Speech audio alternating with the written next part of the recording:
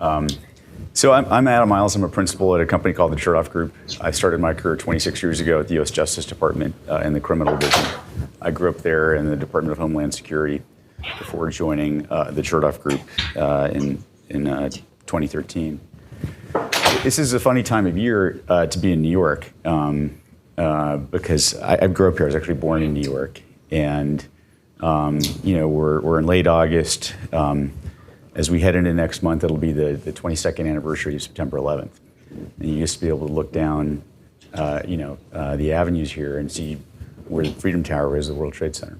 And so I was a young special assistant U.S. attorney in Alexandria, Virginia. My parents were up here during that. And you go through an experience like that, and it highlights, I think, probably for everyone else in this room, the importance of resiliency and the importance of preparedness. It also, and so my career took me from the Department of Justice to the Department of Homeland Security, and it highlighted the importance also of threat-informed defense across multiple modes and testing for effectiveness in a world where there's no such risk elimination. I was a career lawyer then, and I worked for a man named Michael Chertoff, who during September 11th was the head of the criminal division. And he went on to serve as a federal judge, and then he gave up his lifetime appointment to serve as Secretary of Homeland Security from 2005 to 2009. And so the firm we work at that he founded is focused on helping folks kind of understand, manage, and communicate around security risk, whether cyber, physical, geopolitical, et cetera. We've spent, really since the firm's founding, time working with companies across sectors to help them think through, well, how do you actually manage cybersecurity risk? This spring, Secretary Chertoff wrote an article in Harvard Business Review, and he talked about what you heard this morning what you heard yesterday from Alex Weinert in Microsoft, and what you heard from Chris Roberts a bit this morning as well around it's not just that threat actors are getting more sophisticated, it's the attack surface is getting so much more complex. When you think about what Alex talked about yesterday in terms of more data interacting with more applications, you can look at data sets and the statistics are out there that talk about the average company going from maybe a 15 or so SaaS applications 5 years ago to using over 130 today. You see 100% plus year-over-year growth in the number of applications that are used in a typical organization. I think there are estimates that talk about by 2025 there being 175 zettabytes of data in the world. A zettabyte is a trillion gigabytes, and so we're getting into an environment where not only do you have more applications, but the code that's underlying those applications is getting increasingly complex and increasingly dependent on third-party code. So we think about the space shuttle, having had 400,000 lines of code in it, the Ford F-150 having over 100 million lines of code. And so the basic idea is it's becoming practically impossible to ensure that everything is practically patched. And how do we think about evolving the nature of how we actually measure cybersecurity performance? And so what Secretary Chertoff talked about is really trying to do three things. The first of which is, before we start talking about what controls are in place, talking about, and Chris Roberts talked about this morning, what are we actually trying to defend, and how is that changing? The second is bringing much greater transparency, accuracy, and precision in terms of how we actually are measuring cybersecurity performance, particularly against likely threats.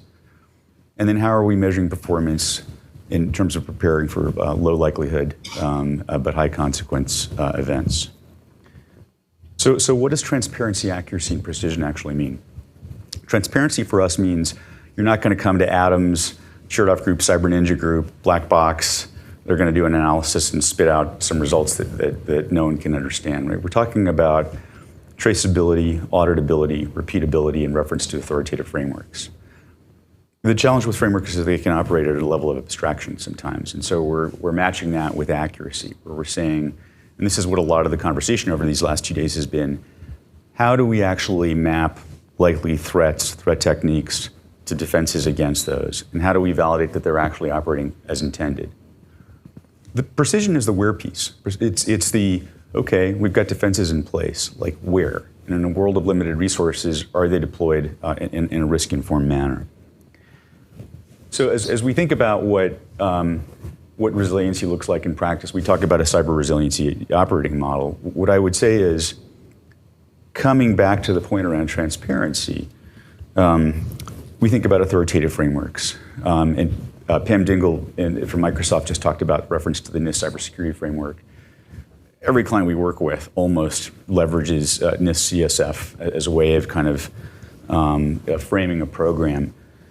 We're fans of NIST 800-160 on developing cyber resilient systems. And what that framework will tell you, right, which is focused on resiliency, is there are 5 strategic design principles for cyber resiliency. 1, focus on common critical assets. 2, support agility and design for adaptability. 3, reduce attack surfaces. 4, assume compromised resources. And 5, expect adversaries to evolve. And so what we're trying to do here is to implement an operating model that essentially implements those 5 strategic design principles.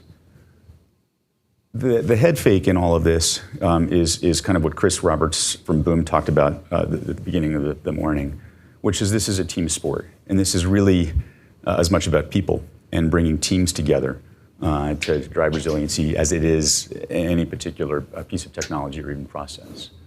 So we start with inherent risk. We focus on essentially the question of what are we being asked to defend and how is that changing, and what are proxy data sets we can look to address that. We move from high-value assets into threat modeling, into mapping threats to defenses, something that both Alex and Pam from Microsoft have talked about.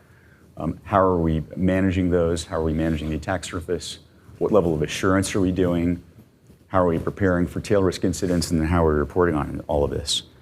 And what we're trying to do is to drive principles of risk and threat across this operating model as much as possible, right? So where are we seeing the greatest impacts? You know, we're a company that has 2,400 applications, 800 of which have restricted data in them. Where do we start? How do we look at threats that we need to most worry about? Where is assurance most prioritized? What scenarios are we developing playbooks for, et cetera? Notwithstanding the comment I made around this being a people business, we're increasingly looking for opportunities to automate as much of this as possible, given the complexity that we're dealing with. And so we'll talk as we go through this about what automation actually looks like. So, just a question. Yeah. That. So you've got this kind of as a linear model. Would it not be a cycle that you would continue to do? That's a great question, right? And so I think part of what you think about is what's the cadence in this, right? And the cadence is actually going to look quite different depending on which element we're talking about. So on the one hand, when we think about inherent risk, and we'll talk about it, like what's the complexity we're dealing with and what are the impacts we're looking at? That may be something we look at on an annual basis, may be updated, based on significant events. High value assets may be something that we're doing, we're taking a kind of a baseline view of that, and again, it may be an annual review and updated based on significant events. But as we move from left to right here, particularly as we look at things like manage and assure, the cadence is constant there, right? And so this is really, there's a life cycle here, but the cadence of these elements vary depending on which element we're actually talking about. Does that make sense? So how do we think about what inherent risk actually means? And so when you, again, come back to authoritative frameworks, we're big fans of MITRE. You think about MITRE's 11 strategies for world-class SOCs. What's strategy 1? The first one, know what you're defending and why, right? And so we're trying to capture here, what we find when we're an organization is that people will leap to controls, will leap to testing, will leap to preparedness, without actually taking a look at how the underlying question of what we're being asked to defend is changing. And so what we've done here is work to unpack what that looks like, starting with impact. And impact of particular interest to an adversary. I mean, revenue is an obvious thing to look at, but we look at, and this is going to vary from company to company, the amount of consumer data that's held, the amount of intellectual property and sensitivity and substitutability, customer connections. And so, like, in a sense, some of this stuff is obvious. What's really interesting is post-COVID, how much things like consumer data have changed as companies that were never in the B2C business have started to get into B2C. We've got 120 million consumer records in one of our divisions. As companies that were never in the business of providing technology to consumers are all of a sudden now providing IoT devices to them and are now stepping stones into those consumer environments. We think about complexity. The technology footprint and how that's changing is obvious, but what also gets interesting here, particularly for folks in this audience, is looking at employee factors like attrition. So we work with a client that turned out to have, in some business units, a 20+% annual attrition rate. And that was like not a commonly known thing. You might have thought it was, but it was, what we're essentially looking for is how is the environment that we're being asked to defend changing significantly? And in doing so, we're adding a layer of precision into the conversation, right? Because now we're getting precise about what it is we're being asked to defend is actually changing. I said this was a team sport when we were talking about the overall operating model, and this is particularly where the team aspect of this becomes relevant, right? Because in order to understand this, we need support from the CTO, we need support from product, from business, from HR, from procurement, from corporate development, particularly on M&A. And so this is where, from a cadence perspective, we're not doing this constantly, but we're doing this at least annually, so we have an enterprise view in terms of where we're being asked to defend. So then we come to, as we come back to NIST's strategic design principles, this focus on common and critical assets. And so, we see, certainly a number of folks trying to say, okay, what are the things that matter most? The BIA process is a common starting point for doing that. The BIA process tends to be focused on availability and how are we, validating that systems that absolutely have to be up all the time are there. We have done work, and in fact, NIST had done this work after SolarWinds to say, okay, from a high value asset perspective, let's think about those assets that would be high value from an adversarial perspective. So what are the assets the bad guys are actually trying to target the most? We've partnered with an organization called High Value Target, which is a research firm based in Poland that specializes in methodologies for improving cyber resiliency. And so one of the methodologies that High Value Target has developed is the High Value Target classification methodology. And so this is something that you apply across the technology estate that basically has a two-step process. The first part of the process is kind of the what, and the second part of the process is the why. And so in the first part of the process for identifying high-value targets, we're thinking about what are the kinds of assets that would be juicy from an adversarial perspective. And the methodology defines 4 categories. Critical infrastructure assets, think a domain name system, right? Things that actually have huge dependencies and that they don't work, nothing else does. The second category would be kind of control plane components. Think configuration management technologies. The third would be protective response tools, and fourth would be most valued data. So we've got examples of, in the third category, we might be thinking about endpoint detection response systems.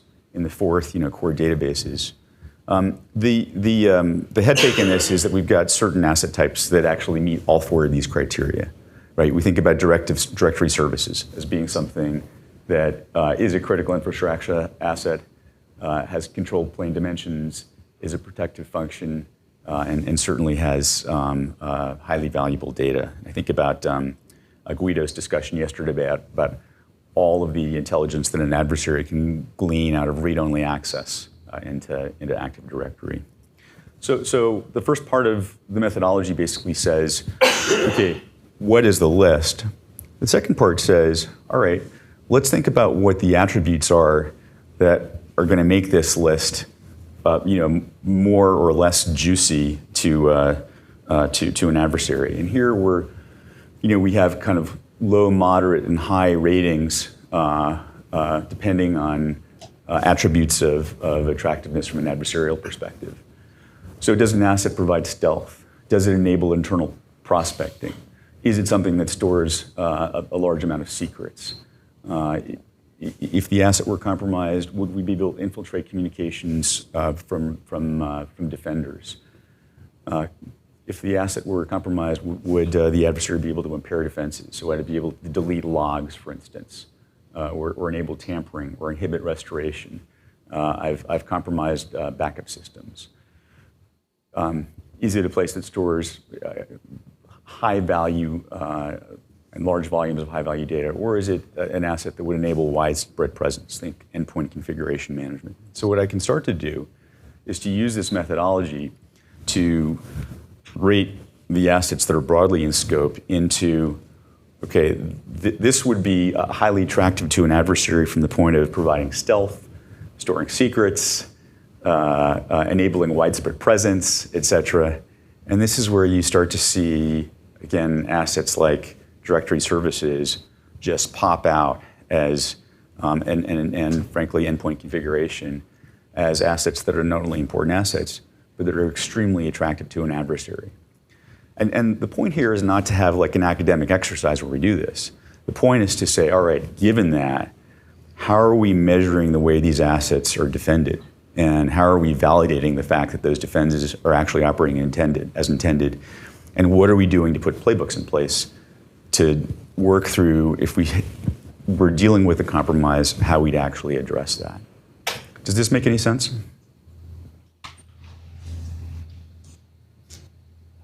So let's kind of move from the, what are we being asked to defend to what are we being asked to defend against? Does anyone know who this person is? Any guesses? We talked about one of the regions she worked in yesterday. Florence Nightingale. Correct. Florence Nightingale. So what does Florence Nightingale have to teach us about cybersecurity? Florence Nightingale, so we talked about the Ukraine, we think about Crimea. Florence Nightingale was in the last Crimean War, 160, 170 years ago. And she came back from that with the realization that for every soldier that died in battle, 7 died of disease.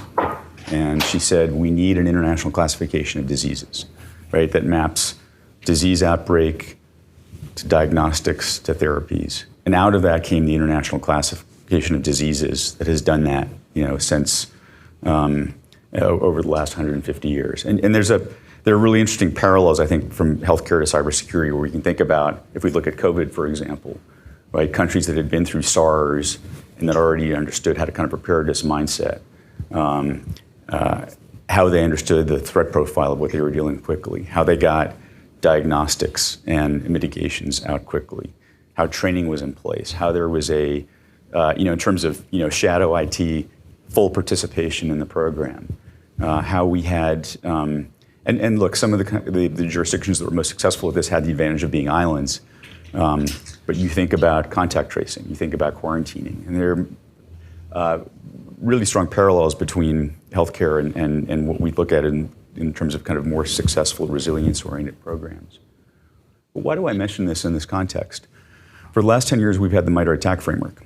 And what MITRE has done for us is to start to create the encyclopedia of threat actors, threat tactics, techniques, and procedures, mitigations, detections, and out of that, right, we're able to start tracking the prevalence of, from a threat modeling perspective, what TTPs are being used by whom, how do those map to mitigations, how do those map to detections, how does that inform testing?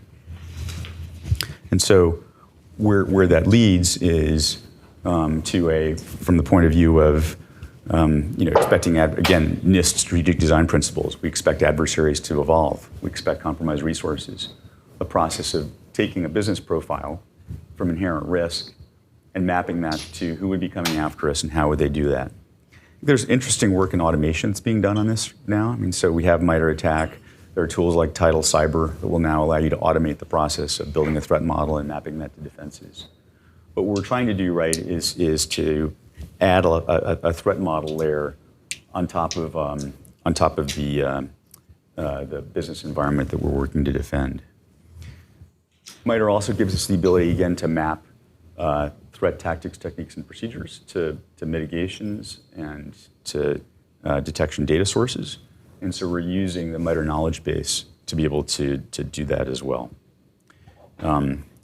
It's certainly not a panacea. I mean, we run into a false positive problem, and I think this is where, some of the conversation from Alex yesterday around, how we move beyond, potentially risky behavior to who is it that's doing that. So think about command and scripting interpreter. Well, is that someone in HR or is that an IT admin? And maybe the analytics are being, if you will, modulated to reflect that. So then we come to testing. Does anyone know? Anyone know where this is? Any guesses? So this is the 17th Street Canal in the city of New Orleans, and that's what it looked like on August 29th, 2005. The 17th Street Canal was built in the 1990s, and it was never really inspected after it was built. It was hard to get to by car. There may have been some people who mowed the lawn that inspected it, but it was never inspected. And the breach of the levees surrounding the city of New Orleans is what turned Hurricane Katrina from a major disaster into a national catastrophe. And so what we're trying to underscore here from a transparency, accuracy, and precision point is precision around testing, particularly assets that are critical to defending an organization.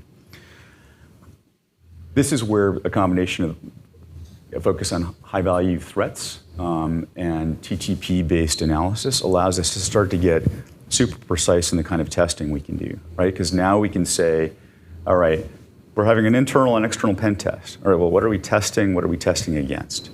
And so what we're starting to look at is how do we inform the approach to assurance that we take to focus on assets that represent prevalence, criticality, or change. And we can measure performance at a level of tactics, techniques, and procedures now in an automated way as well. I mean, there are tools like SafeBreach, AttackIQ that are available to do that.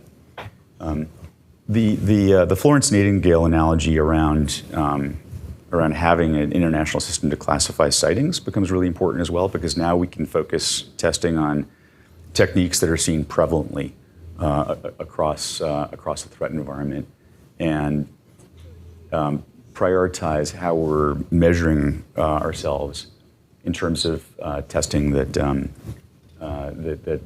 successfully or unsuccessfully defends against critical priority TTPs. So as we think about preparedness, right, we have an increasing amount of help from regulatory authorities. The Securities and Exchange Commission, and General Petraeus talked about this yesterday, talked about the adoption of the Securities and Exchange Commission's final rule on cyber disclosure and incidents, right? And if you read that rule, right, there's this, the disclosure requirement really centers around 4 days after a materiality determination, you've got to tell the public about it, absent some very narrow exceptions. So what does material mean? The Securities and Exchange Commission was clear that materiality extends beyond financial impact to the loss of IP, legal and regulatory impacts, reputational impacts, and even downstream impacts from incident third-party providers. The second order of impact here is around kind of a failure to understand these disclosure obligations. And we were seeing CISOs and CFOs, General Petraeus talked about this yesterday, start to receive notices from the Securities and Exchange Commission based on what was reported and what wasn't reported in previous incidents, that they may be subject to actions for violating federal securities laws. I'm happy to talk kind of privately about what some of those look like. So why is that relevant, right, to this conversation? We're coming back to where we started on the chart, which was around inherent risk, and working to understand what it is we're being asked to defend and what the complexity of that is, such that we can be more informed, more quickly informed around whether an incident actually rises to something that's material. We're focusing on high-value assets to help understand that. In fact, the SEC final rule talks about crown jewels in the text of the rule. we're exercising that, and we're building continuity around that as well. And so at the end of the day, right, if we're thinking about, again, what the 5 strategic design principles are that NIST talks about, focus on common critical assets, supporting agility and architecting for adaptability, reducing attack surfaces, assuming compromised resources, and expecting adversaries to evolve, we can see how the framework aligns to each of these, significantly around report assurance and reporting, right? So from an assurance perspective, we're focusing on common critical assets. From a reduction of attack surface, we're focusing on not just, what vulnerabilities remediated, what hardening we put in place, but particularly with respect to high-value assets and particularly with respect to highly targeted assets. We're looking at what defenses we have in place against some foothold in the organization, particularly to continue to defend highly targeted assets. And we're maintaining threat model to understand how adversaries are changing their tradecraft. And in doing so, we're measuring cybersecurity performance with transparency, accuracy, and precision, and we're thereby enabling the achievement of resiliency, right, which is the ability to anticipate, withstand, recover, and evolve from cyber threat activity. So with that, would be happy to entertain any questions.